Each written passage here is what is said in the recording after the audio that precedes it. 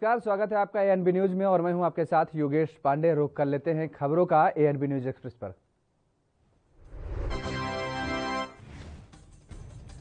पूर्व केंद्रीय मंत्री जितिन प्रसाद ने कांग्रेस का साथ छोड़कर बीजेपी का दामन थाम लिया है। केंद्रीय मंत्री पीयूष गोयल ने जितिन प्रसाद को बीजेपी की सदस्यता दिलाई है। राहुल गांधी के करीबी माने जाने वाले जितिन प्रसाद कांग्रेस के दिग्गज नेता रहे जितेंद्र प्रसाद के बेटे हैं।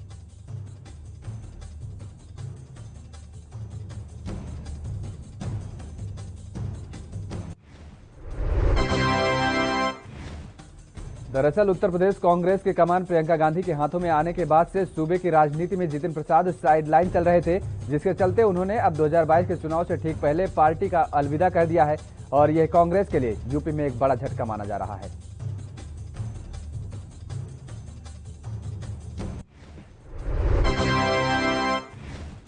किसान नेता राकेश टिकैत ने बुधवार को बंगाल की सीएम ममता बनर्जी से मुलाकात की, जिसमें उन्होंने किसान आंदोलन को समर्थन देने की मांग की है। वहीं सीएम ममता बनर्जी ने भी राकेश टिकैत की मांग को मान लिया है और समर्थन का आश्वासन दिया है। इससे पहले राकेश टिकैत ने सीएम को बंगाल में जीत के लिए बधाई दी और कहा कि आपने सबसे बड़ा दुश्मन को हराया है।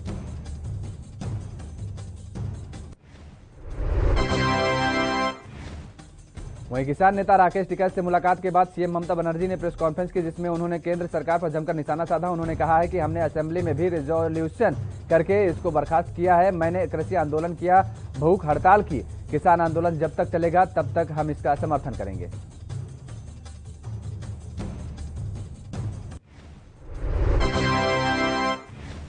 मुंबई में मानसून ने तय वक्त से एक दिन पहले दस्तक दे दी है। जोरदार बारिश से ठाणे समेत कई शहरों में सड़कें पानी से लबालब भर गई हैं और भारी बारिश के कारण रेलवे ट्रैक पानी में डूब गया है। सायन स्टेशन पर तालाब जैसा मंजर है। पानी में पटरियां डूबने से ट्रेन की आवाजाही मुश्किल में है। ऐसे में लोकल रेलवे सर्विस को सस्पेंड किया गया है।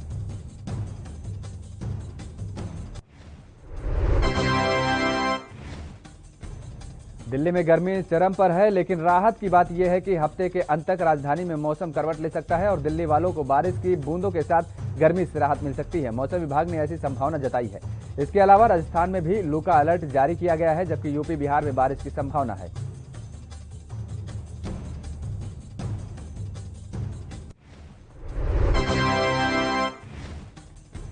कोलकाता में हुए एनकाउंटर में पंजाब में बीते दिनों 2 थानेदारों के कत्ल के मामले में फरार चल रहे मुख्य आरोपी और इनामी गैंगस्टर जयपाल भल्लर और जसप्रीत जस्सी को पुलिस ने मार गिराया है। एसटीएफ ने जब छापा मारा तो दुश्मनों ने गोली चला दी, जिससे एक पुलिस अफसर भी घायल हुआ है और इसके बाद एसटीएफ की ओर से भी जवाबी फायरिंग में की गई, जिसमें दोनों बदमाशों की मौत हो गई।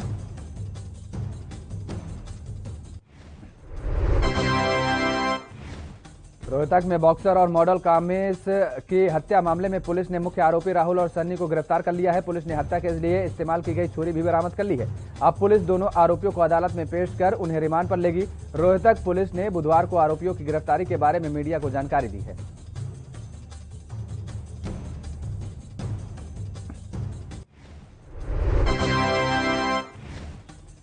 बाईस मौतों के सौदागर आगरा के पारस अस्पताल के डॉक्टर अरिंजय जैन के लाइसेंस से निलंबित कर दिया गया है और इसके साथ ही अस्पताल पर बड़ी कार्रवाई करते हुए उसे सील भी कर दिया गया है। बता दें कि डॉक्टर अरिंजय जैन ने एक वायरल वीडियो में 22 मौतों का खुलासा करते हुए इसे मॉक ड्रिल बताया था।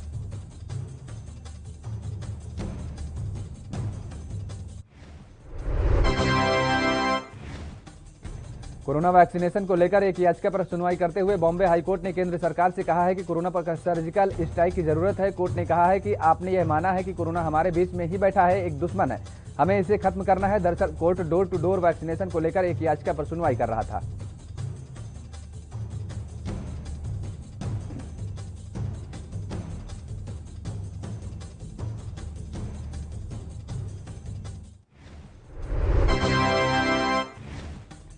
नागालैंड सरकार ने राज्य में कोविड-19 की स्थिति को देखते हुए प्रतिबंधों में कुछ ढील देने के साथ ही बुधवार को लॉकडाउन की अवधि 18 जून तक बढ़ाने की घोषणा की है। राज्य में तीसरी बार लॉकडाउन की अवधि अब बढ़ाई जा रही है।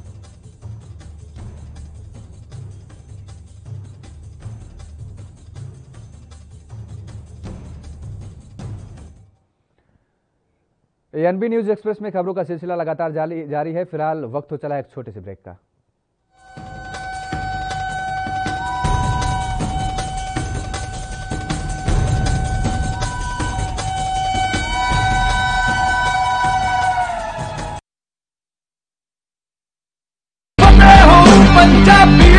फतेह किट दिते ने कि तुहानू किते जाण दी लोड़ नहीं। अगर तुसी पॉजिटिव हो, स्टेज 1 दे विच हो, लेवल 1 दे विच हो, अपने घर जाओ, फतेह किट तुहानू मिल जूगा।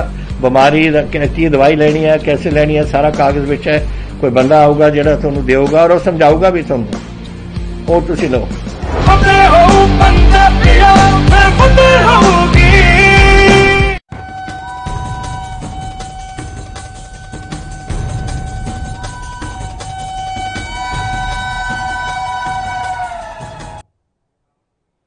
ब्रेक के बाद आप सभी का स्वागत है। एएनबी न्यूज एक्सप्रेस में खबरों में आगे बढ़ेंगे। टीएमसी सांसद और एक्ट्रेस नुसरत जहां ने प्रेगनेंसी के बाद पति निखिल जैन संग रिश्तों को लेकर के जवाब दिया है। उन्होंने एक स्टेटमेंट में जारी कर अपनी शादी और शादी के बाद उनके बैंक अकाउंट्स के साथ हुई छेड़छाड़ का खुलासा किया है। नुसरत ने कहा है कि निखिल ने उनकी जानकारी के बिना उनके अकाउंट से पैसे निकाले हैं, जिसकी वे जल्द ही थाने में शिकायत करेंगी।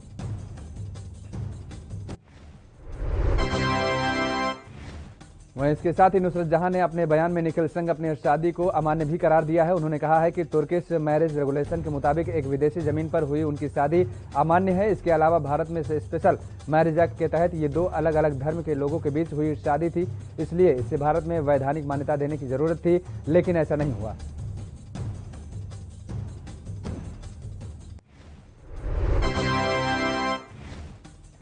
जम्मू श्रीनगर राजमार्ग पर बनिहाल काजीगुंज सुरंग वाहनों की आवाजाही के लिए तैयार हो गई है और इस सुरंग के तैयार हो जाने से अब जम्मू और श्रीनगर के बीच सड़क मार्ग की दूरी 25 किलोमीटर कम हो जाएगी। 2100 करोड़ रुपए की लागत से बनी इस सुरंग पर इन दिनों टेस्टिंग का काम जारी है, जिससे कि कमीशनिंग की प्रक्रिया को पूरा किया जा सके।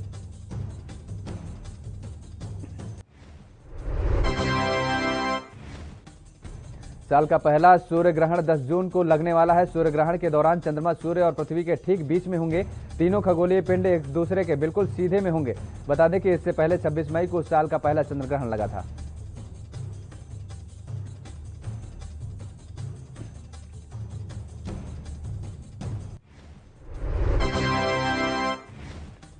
देश में कोरोना वायरस के बाद काला फंगस पर सफेद फंगस और उसके बाद फिर पीला फंगस के बाद अब एक नया वायरस सामने आया है, जिसके परिणाम कोरोना वायरस से भी ज्यादा घातक हो सकते हैं। गाजियाबाद के डॉक्टर बीपी त्यागी ने जानकारी देते हुए बताया है कि गाजियाबाद में देश का पहला हर्पीज सिंप्लेक्स वायरस पाया गया है, जो कि मरीज के नाक में पाया गया है।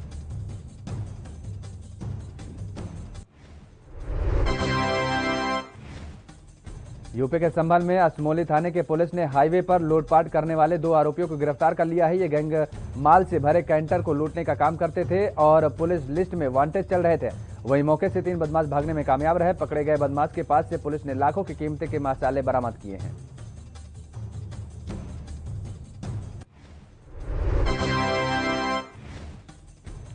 उत्तर प्रदेश कैडर के सेवानिवृत्त आईएएस अधिकारी अनूप चंद्र पांडे को चुनाव आयुक्त नियुक्त किया गया है। वह 1984 बैच के आईएएस अफसर रहे हैं, जो 31 अगस्त 2019 को सेवानिवृत्त हुए थे और इससे पहले वह यूपी सरकार में कई महत्वपूर्ण पदों पर भी विराजमान थे। उनकी नियुक्ति के संबंध में अधिसूचना मंगलवार 8 जून को जारी की गई है।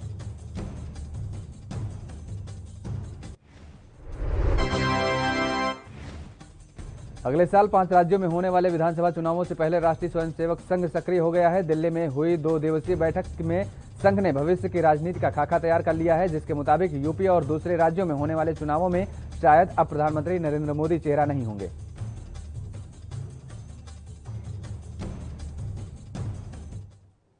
यहां रुकते हैं एक और छोटे से ब्रेक के लिए। ब्रेक के बाद फौरन हाजिर होते हैं।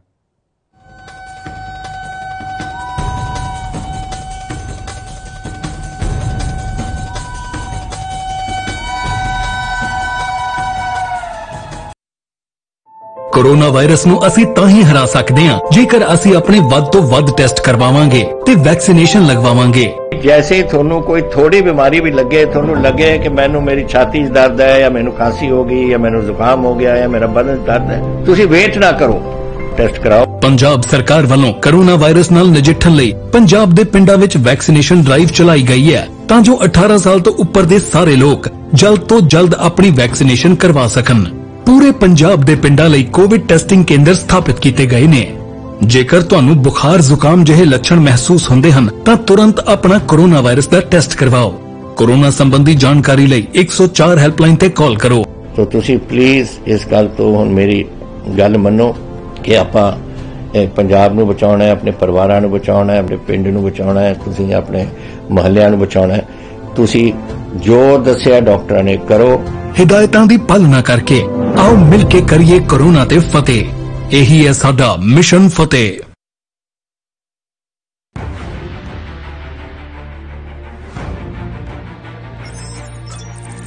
खबर चाहे सियासत की हो या सरकार की,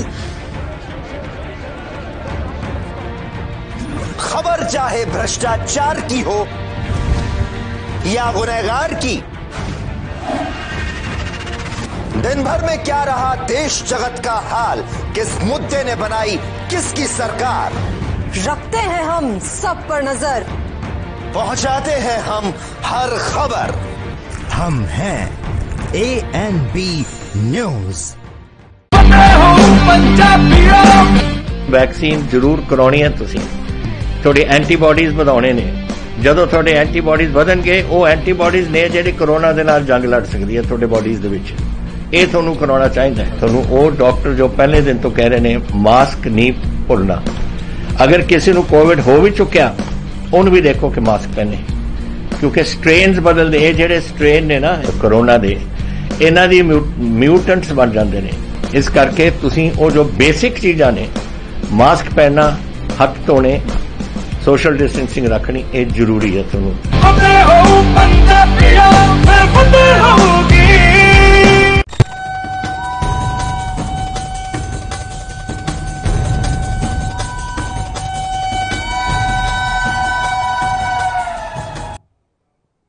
ब्रेक के बाद स्वागत है आप सभी का। ANB न्यूज एक्सप्रेस में आगे बढ़ेंगे। महाराष्ट्र में अनलॉक की प्रक्रिया शुरू हो चुकी है। वहीं कोरोना के मद्देनजर लगातार मामले कम आ रहे हैं। संकट के बीच नागपुर के एक सब्जी मंडी में लोगों की भीड़ देखी गई है। इस दौरान लोगों ने कोरोना नियमों का उल्लंघन भी किया। लोगों ने बताया कि यहां मनमानी चल रही है, कोई मास्क नहीं लगा रहा है और न ही सामाजिक दूरी का कोई पालन कर रहा है।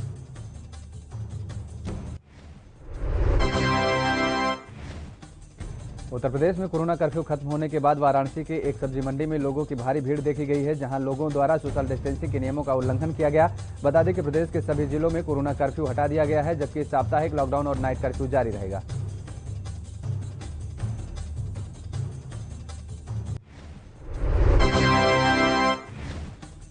यूपी में जहरीली शराब से हुई मौतों पर कांग्रेस कार्यकर्ता लगातार सरकार को घेरते नजर आ रहे हैं। इसी कड़ी में संभल के बहजोई रोड स्थित पक्का बाग के अंबेडकर पार्क में शहर कांग्रेस कमेटी अध्यक्ष तौकीर अहमद के नेतृत्व में एक दिवसीय धरना दिया गया। इस दौरान उन्होंने कहा कि आए दिन जहरीली शराब से लोगों की मृत्यु हो रही है, लेकिन बीजेपी सरकार कुंभकर्णी नींद सो रही है।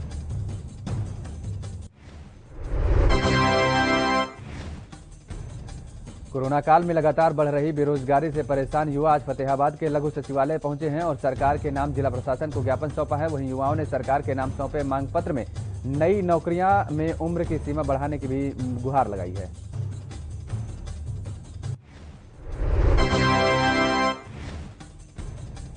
रीवा के मऊगंज विधानसभा में इन दिनों अघोषित बिजली कटौती की समस्याएं जोरों शोरों पर चल रही हैं। वहीं बिजली विभाग की मनमानी से 14 से 15 घंटे बिजली काटी जा रही है, जिससे परेशान होकर खटकरी चौकी के पास सामने वहीं पावर हाउस की बीती रात ग्रामीणों ने घेर लिया और बिजली आपूर्ति की मांग करने लगे।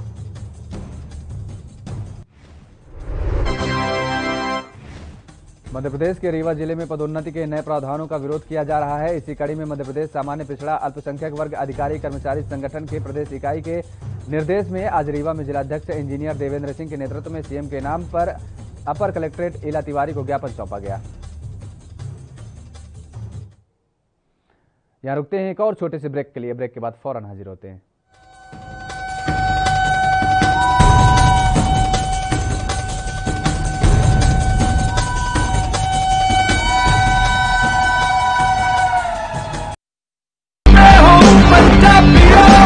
रूरल कोरोना वॉलंटियर्स कह के एक 7 ਬੰਦਿਆਂ ਦਾ ਗਰੁੱਪ ਹਰ ਪਿੰਡ ਦੇ ਵਿੱਚ ਬਣਾਇਆ ਜਾਏ। ਉਹ 7 ਮੈਂਬਰ ਦਾ ਗਰੁੱਪ ਆਪਣੇ ਪਿੰਡਾਂ ਦੇ ਵਿੱਚ ਘੁੰਮੇ ਔਰ ਇਹਦੇ ਵਿੱਚ ਉਹਨਾਂ ਨੂੰ ਐਮਫਸਾਈਜ਼ ਕਰਨਾ ਚਾਹੀਦਾ ਹੈ ਟੈਸਟ ਕਰੋ। जैसे मैं ਤੁਹਾਨੂੰ ਦੱਸਿਆ ਜਿੱਥੇ ਫਿਰ ਅਗਰ ਕੋਈ ਪੋਜ਼ਿਟਿਵ ਨਿਕਲਿਆ ਉਹ ਕਿਹਨੂੰ ਮਿਲਿਆ ਉਹਨੂੰ ਟ੍ਰੇਸ ਕਰੋ ਕਿ ਜਾ ਕੇ ਦੇਖੋ ਕਿ ਕਿਹਨੂੰ ਮਿਲਿਆ ਉਹਨੂੰ ਵੀ ਟੈਸਟ ਕਰੋ ਔਰ ਫਿਰ ਜਿਹੜੇ ਕੋਵਿਡ ਪੋਜ਼ਿਟਿਵ ਨੇ ट्रीट करो। 3 T's 3 T's test trace and treat. ये चीज़ां अब अगर आप कर सकिए ਤਾਂ ਤੁਸੀਂ ਦੇਖੋ ਇਹਦੇ 'ਚ ਆਪਣੇ ਪਿੰਡ 'ਚ ਔਰ ਮੁਹੱਲਿਆਂ 'ਚ ਕੰਟਰੋਲ ਆ ਸਕਦੀ ਹੈ।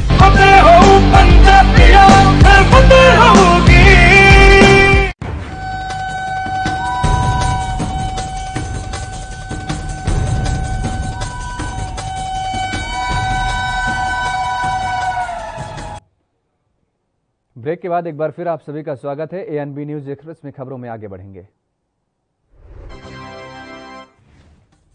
सिलगेर की घटना को लेकर प्रदेश में सक्रिय जन संगठनों के एक प्रतिनिधि मंडल ने मुख्यमंत्री भूपेश बघेल से उनके निवास कार्यालय में मुलाकात की। मुख्यमंत्री बघेल के साथ उन्होंने इस आंदोलन से जुड़े विभिन्न विषयों पर चर्चा की। मुख्यमंत्री ने प्रतिनिधि मंडल को बताया कि सिलगेर घटना के दंडाधिकारी जांच की जा रही है।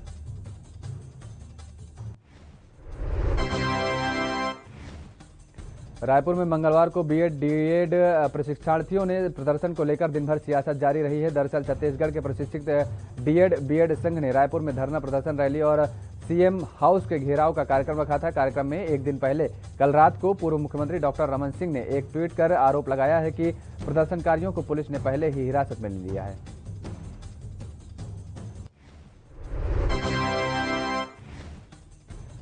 राज्यसभा सदस्य ज्योतिरादित्य सिंधिया बुधवार को भोपाल पहुंचे। यहां वे पार्टी के प्रदेश अध्यक्ष विष्णुदत्त शर्मा, संगठन महामंत्री सुहास भगत और मुख्यमंत्री शिवराज सिंह चौहान से मुलाकात करने पहुंचे। इस मौके पर वो अपनी पुरानी पार्टी कांग्रेस पर हमला करना नहीं भूले। उन्होंने वैक्सीनेशन समेत तमाम मुद्दों को लेकर कांग्रेस पर हमला किया।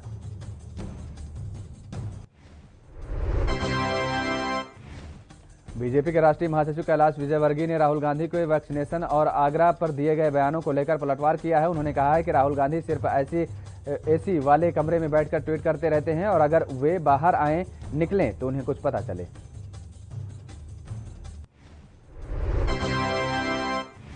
हरियाणा के पलवल में सामाजिक न्याय और अधिकारिता मंत्री भारत सरकार के दिव्यांग जन सशक्तिकरण विभाग की एडिप योजना के अंतर्गत जिला रेडक्रॉस सोसाइटी पलवल और Tokai imperial rubber India private limited के संयुक्त सहयोग से 29 दिव्यांगजनों को निःशुल्क मोटराइज्ड ट्राइसाइकिल वितरित की गई।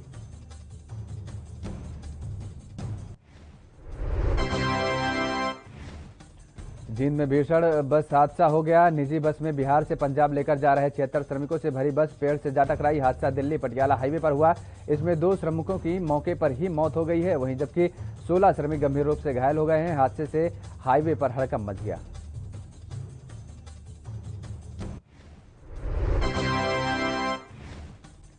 हरियाणा के मुख्यमंत्री मनोहर लाल खट्टर को लेकर आपत्तिजनक टिप्पणी करने के मामले में जेल में बंद बीबीपुर गांव के किसान डॉक्टर दलबीर सिंह को जमानत दिलाने के लिए कांग्रेस के राष्ट्रीय महासचिव रणदीप सिंह सुरजेवाला जींद जिला अदालत में बतौर वकील पहुंचे।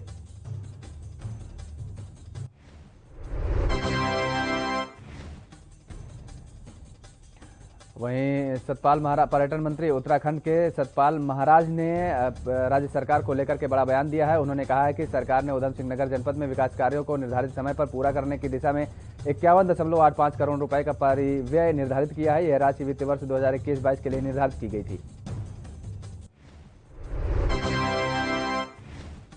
मुख्यमंत्री तीरथ सिंह रावत की अध्यक्षता में आज राज्य सचिवालय में प्रदेश मंत्रिमंडल की बैठक हुई। बैठक में 14 प्रस्तावों पर कैबिनेट की मुहर लगी है। कैबिनेट की बैठक में वात्सल्य योजना को मंजूरी दे दी गई है। इसके तहत उत्तराखंड सरकार कोविड में माता पिता खो चुके बच्चों का सहारा बनेगी।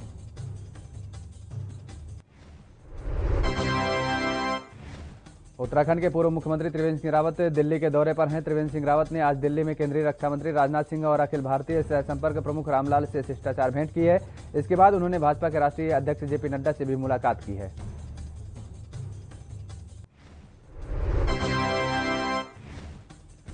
केंद्र द्वारा लाए गए नए कृषि कानून के विरोध में गाजीपुर बॉर्डर पर चल रहे किसानों का धरना लगातार जारी है और इसी सिलसिले में एक बार फिर से आंदोलन की ओर किसानों का रुख बढ़ता जा रहा है। मजबूती देने के लिए अब उत्तराखंड के उधम सिंह नगर जिले के बाजपुर से सैकड़ों की संख्या में किसान भारतीय किसान यूनियन के प्रदेश अध्यक्ष कर्म सिंह पड्डा और संयुक्त किसान मोर्चा के प्रवक्ता जगतार सिंह बाजवा के नेतृत्व में रवाना हुए।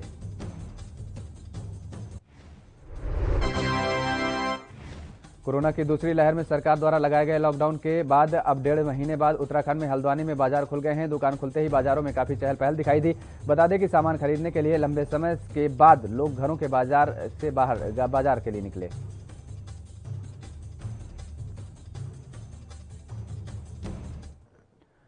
यहां रुकते हैं एक और छोटे से ब्रेक के लिए। ब्रेक के बाद फौरन हाजिर होते हैं।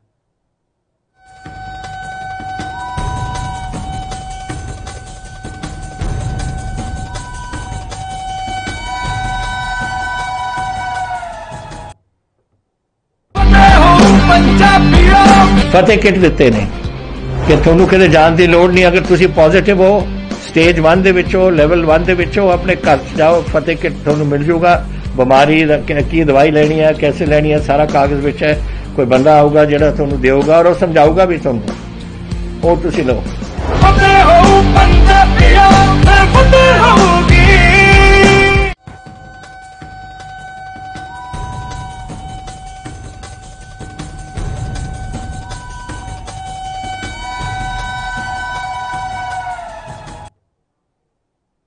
ब्रेक के बाद एक बार फिर आप सभी का स्वागत है। एएनबी न्यूज एक्सप्रेस में रुख करेंगे अगली खबरों का।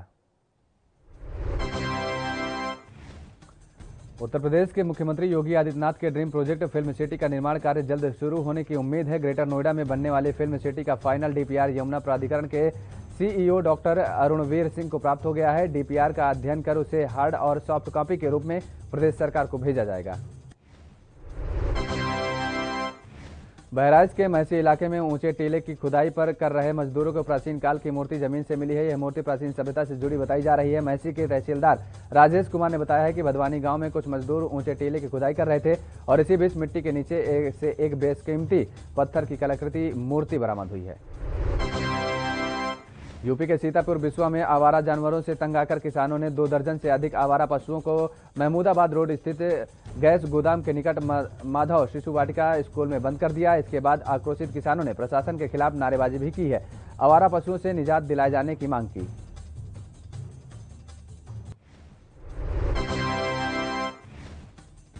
कनाडा में पाकिस्तानी मूल के एक परिवार की हत्या पर दुख व्यक्त करते हुए पाकिस्तान के प्रधानमंत्री इमरान खान ने कहा है कि इस्लामोफोबिया को मुकाबला करने के लिए दुनिया को समग्र रूप से कार्य करने की जरूरत है। इमरान खान ने मंगलवार को एक ट्वीट में लिखा है कि लंदन ओंटारियो में एक पाकिस्तानी मूल के कनाडाई परिवार की हत्या के बारे में जानकर दुख हुआ। अमेरिकी सैनिकों की 11 सितंबर को अफगानिस्तान से वापसी हो रही है। ऐसे में अमेरिका पाकिस्तान की सीमा पर बेस बनाना चाहता है ताकि तालिबान और अलकायदा पर नजर रखी जा सके, लेकिन पाकिस्तान इस बारे में कुछ साफ नहीं कह रहा है।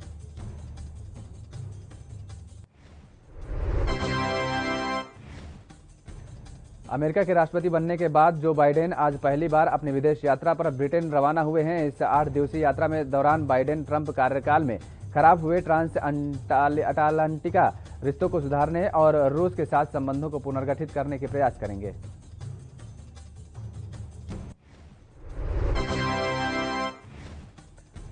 कोरोना के वैक्सीन बनाने वाली अमेरिका की दिग्गज दवा निर्माता कंपनी फाइजर ने कहा है कि वह अपने वैक्सीन का ट्रायल 12 साल के कम उम्र के बच्चों पर भी शुरू करेगा, जिसके तहत पहले चरण की स्टडी में कम संख्या में छोटे बच्चों के वैक्सीन के अलग अलग डोज दी जाएगी। और इसके लिए फाइजर दुनिया के 4 देशों संयुक्त राज्य अमेरिका, फिनलैंड, पोलैंड और स्पेन में 90 से भी ज्यादा क्लिनिकल साइट्स पर 4500 से ज्यादा बच्चों पर चुनाव करेगा।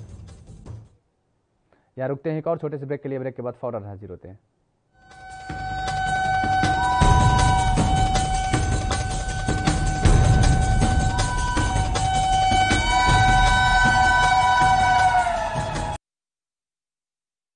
कोरोना वायरस ਨੂੰ ਅਸੀਂ ਤਾਂ ਹੀ ਹਰਾ ਸਕਦੇ ਹਾਂ ਜੇਕਰ ਅਸੀਂ ਆਪਣੇ ਵੱਧ ਤੋਂ ਵੱਧ ਟੈਸਟ ਕਰਵਾਵਾਂਗੇ ਤੇ ਵੈਕਸੀਨੇਸ਼ਨ ਲਗਵਾਵਾਂਗੇ। जैसे ही ਤੁਹਾਨੂੰ ਕੋਈ ਥੋੜੀ ਬਿਮਾਰੀ ਵੀ ਲੱਗੇ, ਤੁਹਾਨੂੰ ਲੱਗੇ ਕਿ ਮੈਨੂੰ ਮੇਰੀ ਛਾਤੀ 'ਚ ਦਰਦ ਹੈ ਜਾਂ ਮੈਨੂੰ ਖਾਂਸੀ ਹੋ ਗਈ ਜਾਂ ਮੈਨੂੰ ਜ਼ੁਕਾਮ ਹੋ ਗਿਆ ਜਾਂ ਮੇਰਾ ਬਦਨ ਦਰਦ ਹੈ, ਤੁਸੀਂ ਵੇਟ ਨਾ ਕਰੋ, ਟੈਸਟ ਕਰਾਓ। ਪੰਜਾਬ ਸਰਕਾਰ ਵੱਲੋਂ ਕੋਰੋਨਾ ਵਾਇਰਸ ਨਾਲ ਨਜਿੱਠਣ ਲਈ ਪੰਜਾਬ ਦੇ ਪਿੰਡਾਂ ਵਿੱਚ ਵੈਕਸੀਨੇਸ਼ਨ ਡਰਾਈਵ ਚਲਾਈ ਗਈ ਹੈ ਤਾਂ ਜੋ 18 ਸਾਲ ਤੋਂ ਉੱਪਰ ਦੇ ਸਾਰੇ ਲੋਕ ਜਲਦ ਤੋਂ ਜਲਦ ਆਪਣੀ ਵੈਕਸੀਨੇਸ਼ਨ ਕਰਵਾ ਸਕਣ। पूरे पंजाब ਦੇ ਪਿੰਡਾਂ ਲਈ ਕੋਵਿਡ ਟੈਸਟਿੰਗ ਕੇਂਦਰ ਸਥਾਪਿਤ ਕੀਤੇ ਗਏ ਨੇ। ਜੇਕਰ ਤੁਹਾਨੂੰ ਬੁਖਾਰ ਜ਼ੁਕਾਮ ਜਿਹੇ ਲੱਛਣ ਮਹਿਸੂਸ ਹੁੰਦੇ ਹਨ ਤਾਂ ਤੁਰੰਤ ਆਪਣਾ ਕੋਰੋਨਾ ਵਾਇਰਸ ਦਾ ਟੈਸਟ ਕਰਵਾਓ। ਕੋਰੋਨਾ ਸੰਬੰਧੀ ਜਾਣਕਾਰੀ ਲਈ 104 ਹੈਲਪਲਾਈਨ ਤੇ ਕਾਲ ਕਰੋ। तो ਤੁਸੀਂ ਪਲੀਜ਼ ਇਸ ਗੱਲ ਤੋਂ ਹੁਣ ਮੇਰੀ ਗੱਲ ਮੰਨੋ ਕਿ ਆਪਾਂ ਪੰਜਾਬ ਨੂੰ ਬਚਾਉਣਾ ਹੈ, ਆਪਣੇ ਪਰਿਵਾਰਾਂ ਨੂੰ ਬਚਾਉਣਾ ਹੈ, ਆਪਣੇ ਪਿੰਡ ਨੂੰ ਬਚਾਉਣਾ ਹੈ, ਤੁਸੀਂ ਆਪਣੇ ਮੁਹੱਲਿਆਂ ਨੂੰ ਬਚਾਉਣਾ ਹੈ। ਤੁਸੀਂ ਜੋ ਦੱਸਿਆ ਡਾਕਟਰਾਂ ਨੇ ਕਰੋ। हिदायतां दी पालना करके आओ मिल के करिए कोरोना ते फतेह। यही है साडा मिशन फतेह।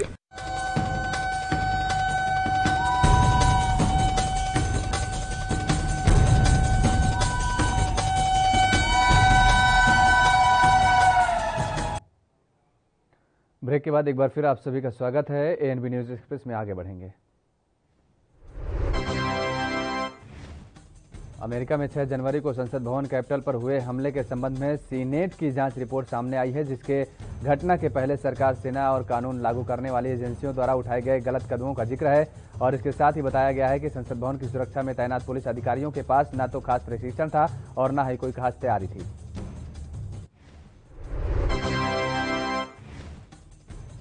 चीन में कॉलेज के छात्रों ने अपने ही प्रिंसिपल को बंधक बना लिया गया। इन छात्रों को डर है कि इनकी डिग्री को कमतर किया जा सकता है, जिसे लेकर छात्रों ने विरोध प्रदर्शन भी किया। इस बात की जानकारी चीन की पुलिस की ओर से दी गई है।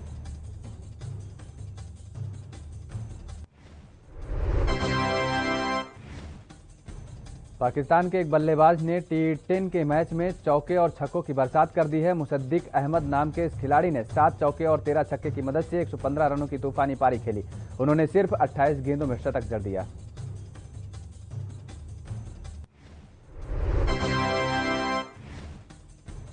भारतीय क्रिकेट टीम के पूर्व बल्लेबाज संजय मांजरेकर टीम इंडिया के खिलाड़ियों पर बयान देकर सुर्खियों में रहते हैं। मांजरेकर ने हाल ही में ऑल टाइम ग्रेट प्लेयर्स की लिस्ट बताई थी और जिसमें उन्होंने स्टार स्पिनर रविचंद्रन अश्विन को शामिल किया था।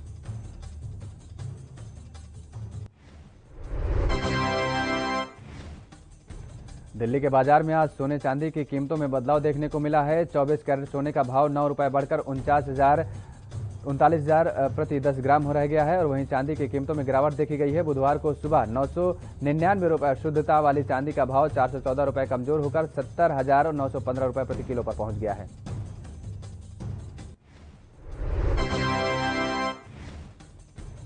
भारत में कोरोना वायरस की मौजूदा स्थिति को काफी मुश्किल बताते हुए विश्व बैंक ने भारत के जीडीपी ग्रोथ के अनुमान में भारी कटौती की है। वर्ल्ड बैंक ने अब कहा है कि इस साल यानी 2021 में भारत के सकल घरेलू उत्पाद यानी जीडीपी में सिर्फ 8.3% की ही बढ़त होगी।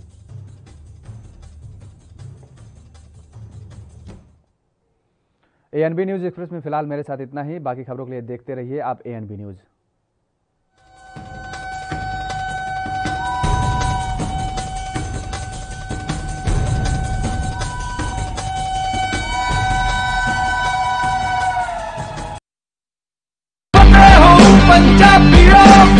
वैक्सीन जरूर कराउणी है। तुसीं थोड़ी एंटीबॉडीज ਵਧਾਉਣੇ ਨੇ।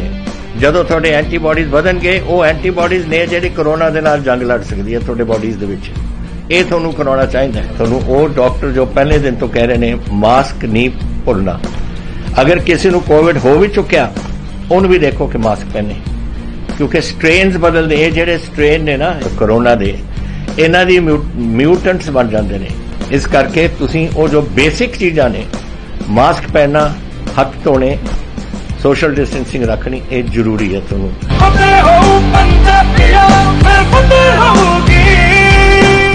कम ब्रेक और ज्यादा खबरों के साथ देखिए ANB news in channel number पर।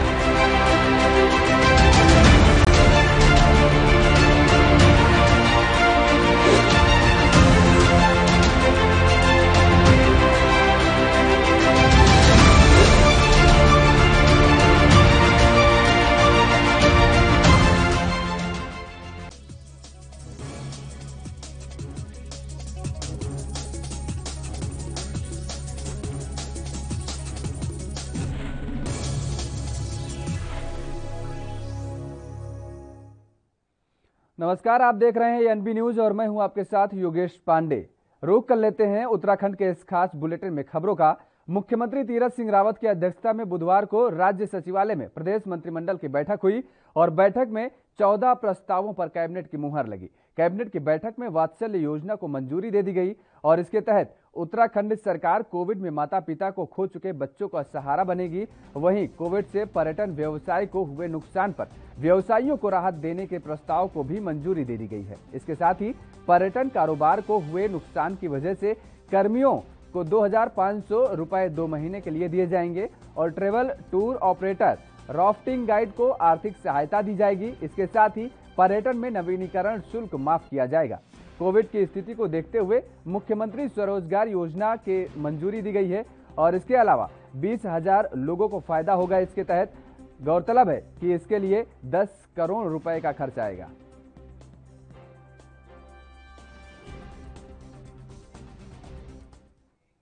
मुख्यमंत्री तीरथ सिंह रावत ने राजीव गांधी नवोदय विद्यालय तपोवन रायपुर देहरादून से प्रदेश के शिक्षकों से वर्चुअल संवाद किया। मुख्यमंत्री ने नीति आयोग द्वारा जारी सतत विकास लक्ष्य SDGs सूची में शिक्षा के क्षेत्र में उत्तराखंड को चौथी रैंकिंग प्राप्त होने पर शिक्षा विभाग के अधिकारियों और सभी शिक्षक शिक्षिकाओं को बधाई दी है। इस वर्चुअल संवाद में 500 स्कूलों से शिक्षक जुड़े थे।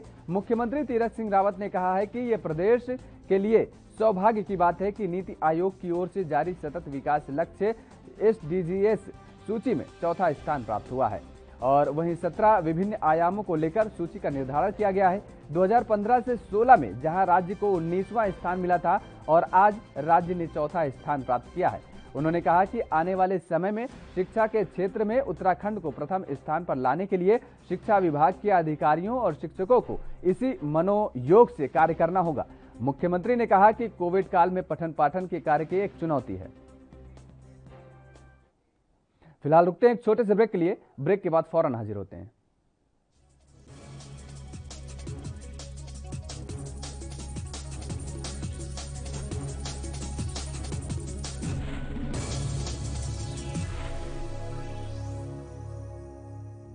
कम ब्रेक और ज्यादा खबरों के साथ देखिए ANB news in channel number पर।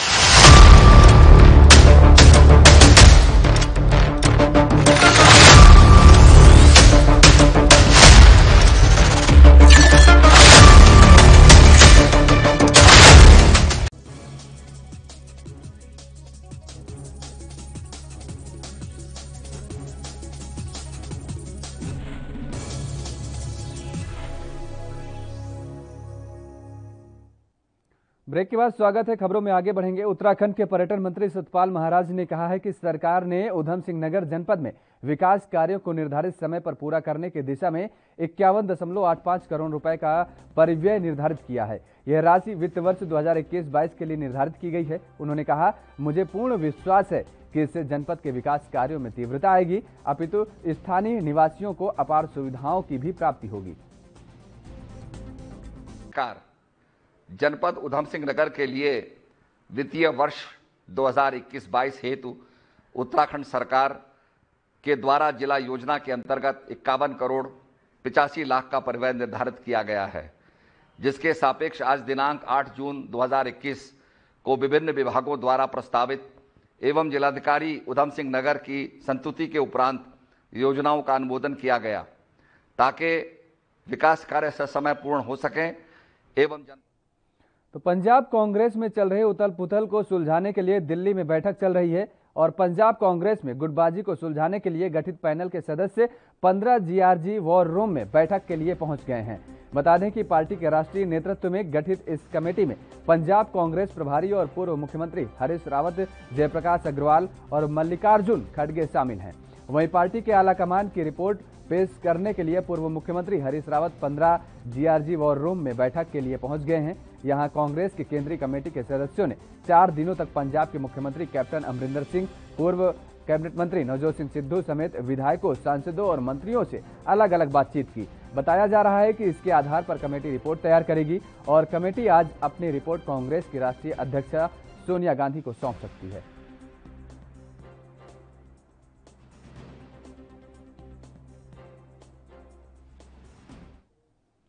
भारतीय जनता पार्टी के प्रदेश अध्यक्ष मदन कौशिक ने कहा है कि मुख्यमंत्री तीरथ सिंह रावत किस सीट से चुनाव लड़ेंगे, इस पर अगले 2 दिन में विचार किया जाएगा। उन्होंने कहा कि गंगोत्री विधानसभा सीट भी उनके चुनाव क्षेत्र के लिए प्रस्तावित सीट भी शामिल है।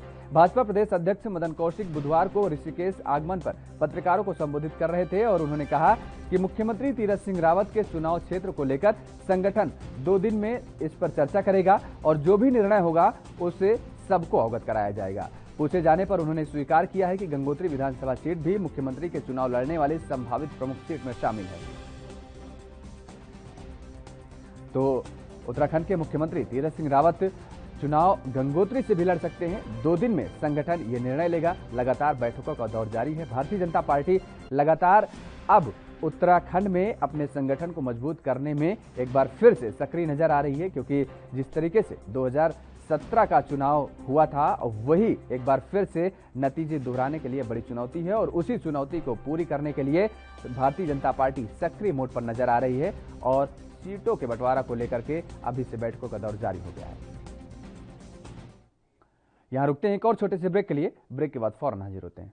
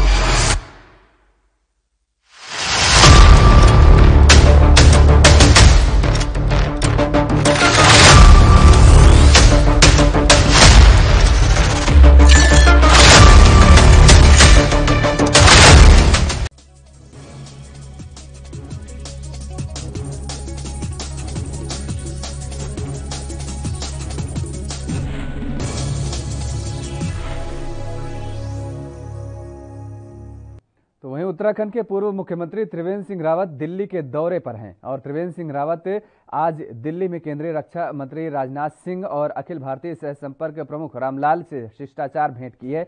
इसके बाद उन्होंने भाजपा के राष्ट्रीय अध्यक्ष जेपी नड्डा से भी मुलाकात की। बता दें कि वो बुधवार को दिल्ली में केंद्रीय गृह मंत्री अमित शाह से भी शिष्टाचार भेंट कर सकते हैं।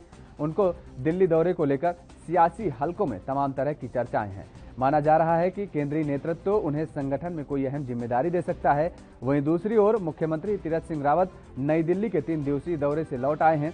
प्रवास के दौरान उन्होंने प्रधानमंत्री नरेंद्र मोदी, केंद्रीय गृह मंत्री अमित शाह और भाजपा के राष्ट्रीय अध्यक्ष जेपी नड्डा से मुलाकात की थी। राज्य के विकास योजनाओं को लेकर वो केंद्रीय मंत्रियों से भी बैठक और मुलाकात की है। उन्होंने मुलाकात के दौरान उन्होंने राज्य के लंबित प्रस्तावों को मंजूरी देने की मांग भी की है।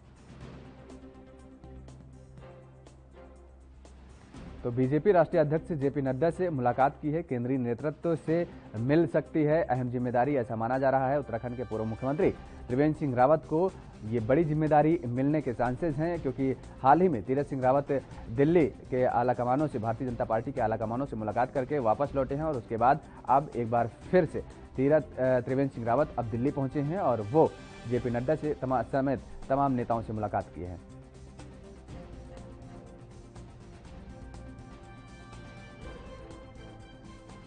तो केंद्रीय नेतृत्व से इसके बाद ये कयास लगाए जाने लगे हैं लगातार कि त्रिवेंद्र सिंह रावत को केंद्र में अहम जिम्मेदारी मिल सकती है, क्योंकि लगातार जिस तरीके से अटकलों का बाजार गर्म था, अब इस मुलाकात के बाद अब और कयास लगाने जाने लगे हैं कि लगातार जिस तरीके से जेपी नड्डा से मुलाकात और उसके बाद राजनाथ सिंह से मुलाकात कर रहे हैं त्रिवेंद्र सिंह रावत और तमाम सारे केंद्रीय नेताओं से मुलाकात करने के बाद अब ये चर्चा तेज हो गई है, क्योंकि आने वाले विधानसभा चुनाव को लेकर के भारतीय जनता पार्टी लगातार सक्रिय नजर आ रही है और उत्तराखंड को लेकर के भारतीय जनता पार्टी लगातार एक बार फिर से 2017 वाला जो नतीजे आए थे उनको रिपीट करने की जुगत में लगी हुई है और इसी के चलते जो कयास ये लगाए जा रहे हैं कि त्रिवेंद्र सिंह रावत को केंद्र में बड़ी जिम्मेदारी दी जा सकती है।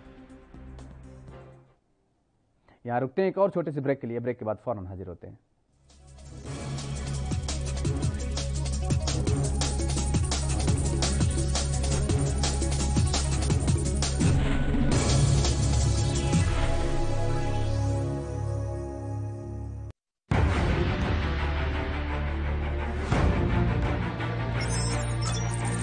खबर चाहे सियासत की हो या सरकार की,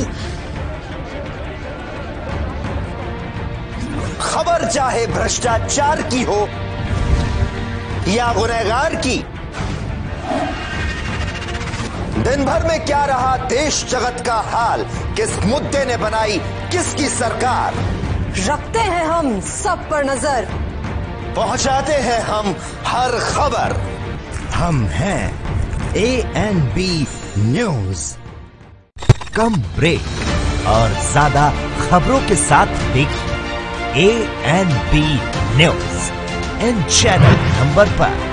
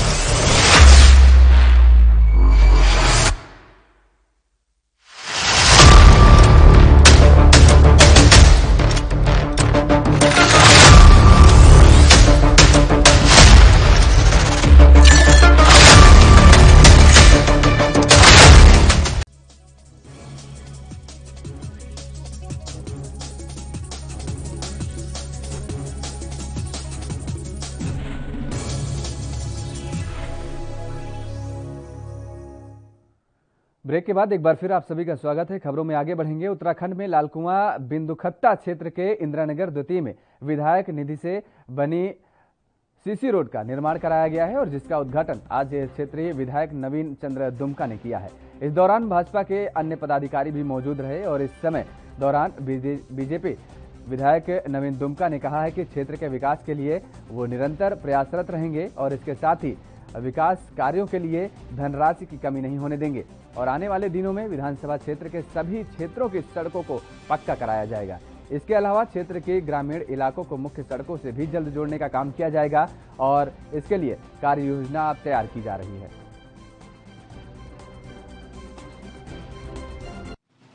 ये इंदिरानगर क्षेत्र है। छोटी छोटी बस्तियों के बीच में सीसी मार्ग बनाने का कार्यक्रम अभी शुरू हुआ है थोड़े दिन पहले। ये निरंतर चलता रहेगा।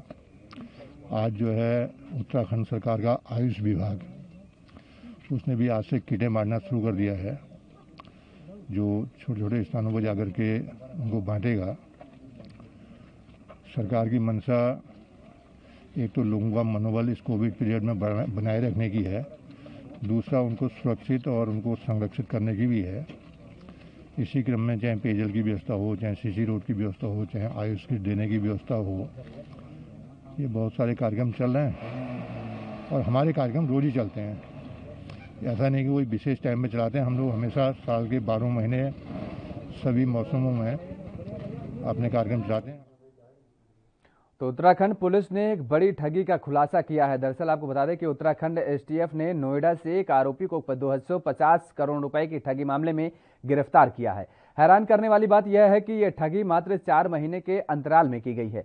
चीन के स्टार्टअप योजना के तहत बने ऐप से ठगी को अंजाम दिया गया। देश के करीब 50 लाख लोगों की ओर से इस ऐप को डाउनलोड किया जा चुका है और इस ऐप के जरिए लोगों को 15 दिन में पैसे डबल होने का लालच दिया जाता था।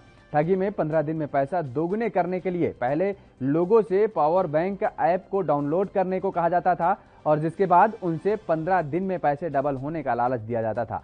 उत्तराखंड STF के SSP अजय सिंह ने बताया कि पुलिस की जांच में एक बड़ी बात सामने निकल करके आई है कि ठगी करने वाले विदेशी निवेशकों की ओर से भारत के बिजनेसमैन को कमीशन का लालच देकर एक ऐप के जरिए लोगों को लोन देने की बात करते थे और बाद में इसमें बदलाव कर लोगों को पैसे दोगुने करने का लालच देकर पैसे निवेश करने के लिए कहा जाता था। पैसा एक ही खाते में डलवाकर भारत के लोगों के खातों में डलवाया गया। शुरुआत में कुछ लोगों का पैसा वापस भी दिया गया। फिलहाल इस मामले में अब जांच एजेंसियां एक्टिव हो गई हैं। यहां रुकते हैं एक और छोटे से ब्रेक के लिए। ब्रेक के बाद फौरन हाजिर होते हैं।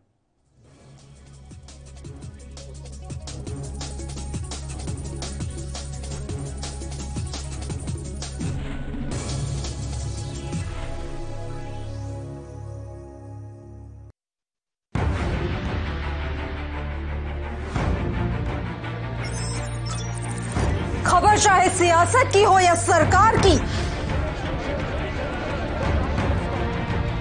खबर चाहे भ्रष्टाचार की हो या गुनहगार की, दिन भर में क्या रहा देश जगत का हाल, किस मुद्दे ने बनाई किसकी सरकार, रखते हैं हम सब पर नजर, पहुंचाते हैं हम हर खबर। हम हैं ANB न्यूज। कम ब्रेक और ज्यादा खबरों के साथ देखिए ANB news in channel number पर।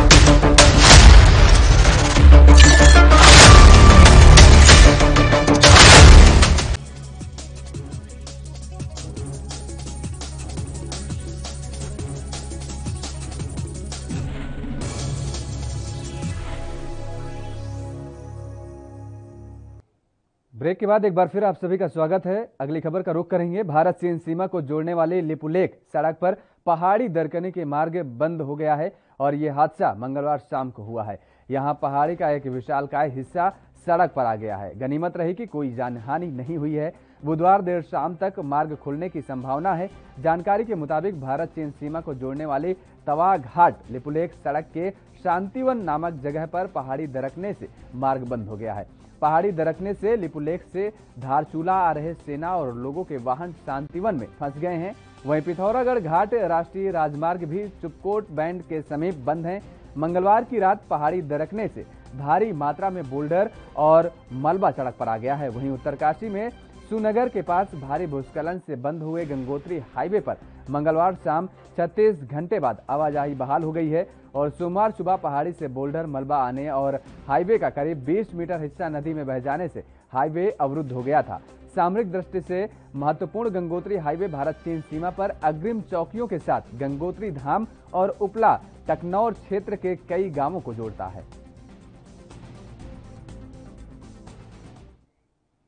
तो केंद्र द्वारा लाए गए नए कृषि कानून के विरोध में गाजीपुर बॉर्डर पर चल रहे किसान आंदोलन को और मजबूती देने के लिए अब उत्तराखंड के ऊधम सिंह नगर जिले के बाजारपुर से सैकड़ों की संख्या में किसान भारतीय किसान यूनियन के प्रदेश अध्यक्ष कर्म सिंह पड्डा और संयुक्त किसान मोर्चा के प्रवक्ता जगतार सिंह बाजवा के नेतृत्व में रवाना हुए। बता दें कि कृषि कानून के विरोध में किसान गाजीपुर समेत अन्य बॉर्डर पर आंदोलन कर रहे हैं। कोरोना वायरस के प्रकोप के कम होने के बाद अब किसानों का आंदोलन स्थल पर जाना का सिलसिला एक बार फिर से शुरू हो गया है। वहीं संयुक्त किसान मोर्चा के आह्वान पर बाजपुर के गुरुद्वारा सिंह सभा में सैकड़ों की संख्या में किसान भारतीय किसान यूनियन के प्रदेश अध्यक्ष कर्म सिंह पड्डा और संयुक्त किसान मोर्चा के प्रवक्ता जगतार सिंह बाजवा के नेतृत्व में एकत्र हुए, जहां कर्म सिंह पड्डा ने वाहनों को हरी झंडी दिखाकर रवाना किया। जो सरकार ने और मीडिया के एक वर्ग ने एक रूमर ऐसा फैलाया था कि शायद किसान जो हैं बॉर्डरों से वापस चले गए और वो लौटेंगे नहीं, तो लेकिन किसान बड़े जिम्मेदार हैं देश के प्रति। कोरोना चल रहा था इसलिए भी थोड़ा ढिलाई थी और अब जो है दोबारा से सारे किसान जो हैं वो बारी बारी से रोटेशन के हिसाब से बॉर्डर पर अपनी उपस्थिति दर्ज करवाएंगे। और आज बाजपुर का नंबर है 8 तारीख है और हर महीने की 8 तारीख को बाजपुर से जाएंगे। इसी तरीके सारे ब्लॉकों के सारे क्षेत्रों के दिन बटे हुए हैं। तो लगातार किसानों का ये आंदोलन चल रहा है, धरना प्रदर्शन चल रहा है और उसी को लेकर के ये उत्तराखंड के ऊधम सिंह नगर जिले में वहां से किसान एक बार फिर से रवाना होने लगे हैं। बाजपुर से सैकड़ों किसान आज एक बार फिर से यहां रुकते हैं एक और छोटे से ब्रेक के लिए। ब्रेक के बाद फौरन हाजिर होते हैं।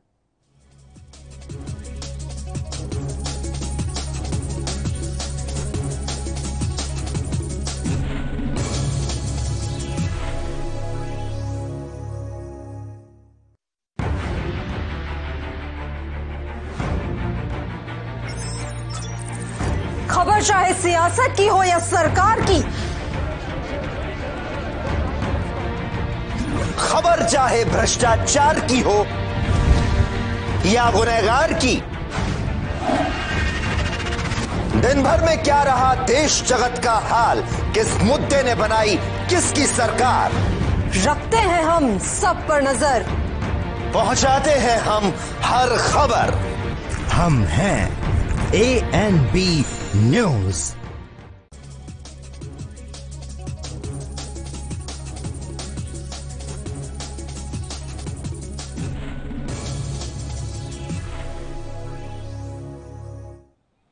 कोरोना की दूसरी लहर में सरकार द्वारा लगाए गए लॉकडाउन के बाद अब 1.5 महीने बाद उत्तराखंड के हल्द्वानी में बाजार खुल गए हैं। दुकान खुलते ही बाजारों में काफी चहल पहल दिखाई दी।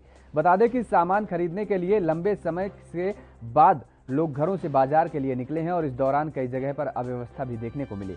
लोग कोरोना कर्फ्यू में मिली छूट के चलते सोशल डिस्टेंसिंग का भी उल्लंघन करते हुए नजर आए और इस दौरान पूरे बाजार की स्थिति को व्यवस्थित करने के लिए जगह जगह पुलिस भी घूमती नजर आई। गौरतलब है कि राज्य में 5वें चरण लॉकडाउन में खाद्य पैकेजिंग की दुकानें, कपड़ा रेडीमेड की दुकान सहित कारपेंटर, फर्नीचर और टिम्बर मर्चेंट की दुकानें भी खोलने की परमिशन दे दी गई है। आज 45 दिन बाद बाजार खुला है, बहुत अच्छा लग रहा है। बाजार खुलने के बाद कस्टमर को भी बड़ा अच्छापन लग रहा है। कस्टमर आ रहा है, सामान लेके जा रहा है, वरना तो कस्टमर परेशान हो रहा था। और हम तो ये चाहते हैं कि धीरे धीरे इसी तरीके से रोज़ बाज़ार खुले, चाहे 4-4 घंटे के लिए खुले। इससे बाज़ार में भीड़ भी नहीं होगी और लोगों को भी परेशानी खत्म हो जाएगी।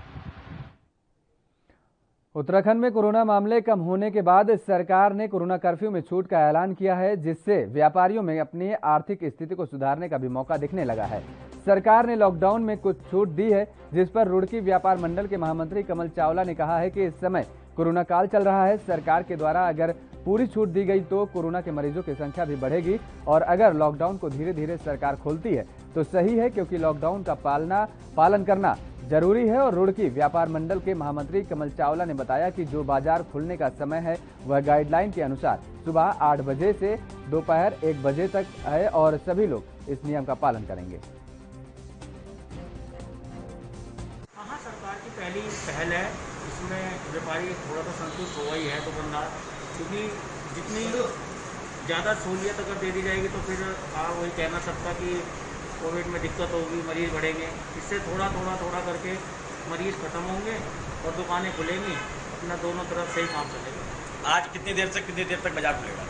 आज 1 बजे तक का टाइम आया था गाइडलाइन में और 1 बजे तक बाजार खुलेगा। उसके बाद कल शायद एक गाइडलाइन आने वाली है सरकार की तरफ से, देखते हैं आगे क्या गाइडलाइन आती है। जो नाराजगी नहीं आई है? नहीं, नाराजगी तो नहीं थी, लोगों के अपने अपने प्रॉब्लम थी, दिक्कत थी जो सरकार के द्वारा दी जा रही थी या ये कहे कि बीमारी के द्वारा दी जा रही थी। करीब 8 महीने बाद होने वाले राज्य विधानसभा चुनाव को लेकर भाजपा रणनीति तैयार करने में जुट गई है और इसी क्रम में कर्मचारी, किसान, प्रवासी, महिला और SC/ST वर्ग पर खास फोकस करने का निश्चय किया गया है। इन वर्गों को लुभाने के लिए पार्टी का प्रांतीय नेतृत्व इन दिनों मंथन में जुटा हुआ है और उत्तराखंड में वर्ष 2017 में प्रचंड बहुमत हासिल करने वाली भाजपा के सामने वर्ष 2022 के विधानसभा चुनाव में भी ऐसे ही प्रदर्शन दोहराने की चुनौती है। फिर इस मर्तबा परिस्थितियां भी एकदम सी बदली सी हैं। प्रदेश सरकार और भाजपा संगठन में नेतृत्व परिवर्तन हो चुका है और इसके साथ ही कोरोना संक्रमण की दूसरी लहर के कारण प्रदेश विषम परिस्थितियों से जूझ भी रहा है। ऐसे में सरकार और संगठन दोनों की परीक्षा विधानसभा चुनाव में होनी है। इस सब को देखते हुए भाजपा नेतृत्व फूंक कर कदम बढ़ा रहा है। खबर देहरादून से है, जहां विकास नगर तहसील क्षेत्र में ग्राम समाज की जमीनों पर अवैध कब्जे की शिकायत आए दिन सुर्खियों में बनी रहती है। मामला धर्मावाला ग्राम पंचायत अदुवाला मार्ग में देखने को मिला। अदुवाला मार्ग से लगभग 200 मीटर दूर रोड के किनारे जिस स्थान पर लगभग पिछले 50 वर्षों से होलिका दहन होता था, वहां अब पड़ोस के गांव के एक व्यक्ति व उसके परिवार द्वारा निर्माण कर अवैध कब्जा करने का प्रयास किया जा रहा है। बताया जा रहा है कि वह परिवार उत्तर प्रदेश से आकर शाहपुर कल्याणपुर में बसा है और इतना ही नहीं, व्यक्ति के खिलाफ शाहपुर कल्याणपुर में भी ग्राम समाज की भूमि कब्जाने का मुकदमा न्यायालय में वर्तमान में चल रहा है। उत्तराखंड के इस खास बुलेटिन में फिलहाल मेरे साथ इतना ही। बाकी खबरों के लिए आप देखते रहिए ANB न्यूज।